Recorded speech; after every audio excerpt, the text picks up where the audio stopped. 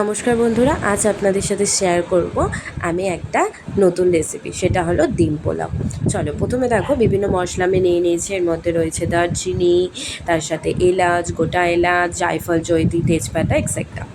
এবং পেঁয়াজগুলোকে অলরেডি কুচি করে নিয়েছি, তার সাথে নিয়েছি টক দই। আগে থেকেই আমি এটাকে ফেটিয়ে সাইডে রেখে দেবো, ঠিক আছে।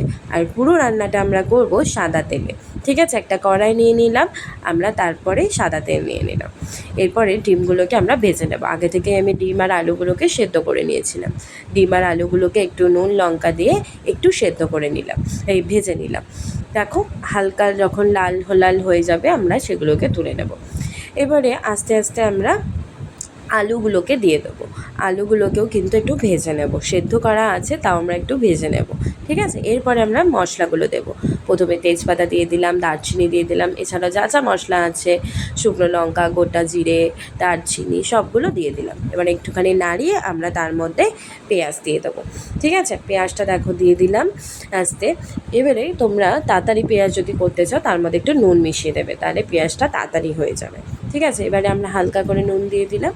এবার আমরা হালকা করে ব্রাউন করে পেঁয়াজটাকে ভাজতে থাকবো, ঠিক আছে। পেঁয়াজ ভাজা হলে আমরা রসুন দিয়ে দেবো, রসুন বাটা দিয়ে দেবো। যতক্ষণ না রসুনের গন্ধটা যাচ্ছে, রসুনের গন্ধ যাচ্ছে ততক্ষণ কিন্তু আমরা নাড়তে থাকবো। তারপর আস্তে আস্তে আরেকটু পেঁয়াজ বাটা, কাঁচা লঙ্কা বাটা, আদা বাটা দিয়ে আমরা মিক্স করব কিছুক্ষণ, যতক্ষণ না তেল ছাড়ছে, ঠিক আছে।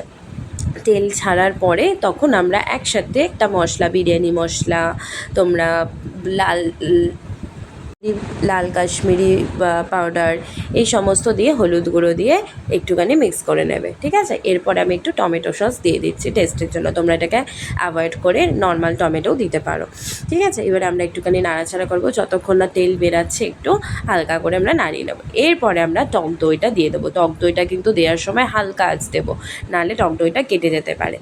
দেখো কালারটা কি সুন্দর চলে আসলো। এবার একটুখানি হালকা করে নেড়ে আমি আস্তে আস্তে যে ডিমগুলোকে ভেজে তুলে রেখেছিলাম আস্তে আস্তে ডিমগুলোকে দিয়ে দিলাম, ঠিক আছে।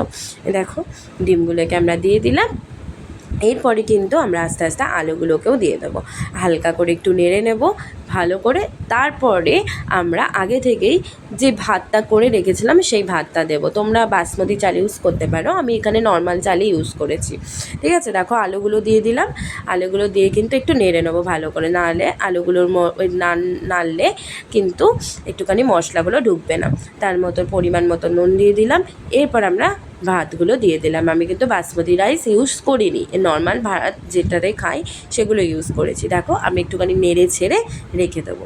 তোমাদের রেসিপিটা কেমন লাগলো অবশ্যই কিন্তু কমেন্টের মাধ্যমে জানিও, ঠিক আছে। এর সাথে আমি সকালে করেছিলাম চিলি সোয়া, ওর সাথে পরিবেশন করলাম। কেমন লাগলো অবশ্যই কিন্তু কমেন্টের মাধ্যমে জানিও। ধন্যবাদ বন্ধুরা ভিডিওটি দেখার জন্য।